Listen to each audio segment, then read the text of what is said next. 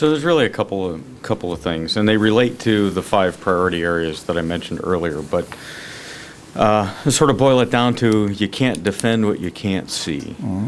Depending on who's the source of the information is, or what day of the week, or the DoD has something like 15,000 different network enclaves, right? So that's very difficult to see and defend all of that with different policies, procedures, those kinds of things. And so, we think that one of our challenges is to collapse our networks to, perhaps 1 isn't the right number, but certainly something less than 15,000. Right.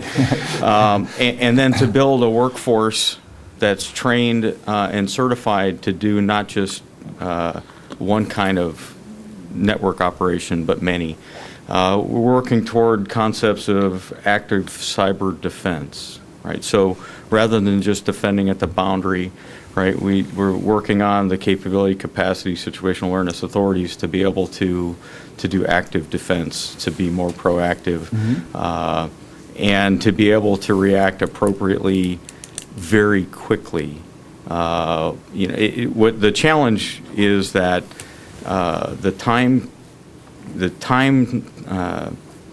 to react to a cyber attack is very small. Absolutely. And so it requires us to work together to develop the policies and procedures at the plumbing level. I mean, we have broad sort of agency agreement, but to work at the very detailed action officer level to figure out how do we react very quickly when there isn't time to put a bunch of key stakeholders together for a teleconference, right, to work through it.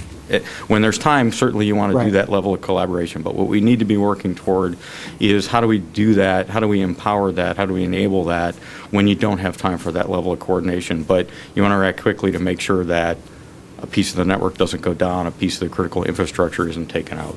Right. Those kind of things. Yeah.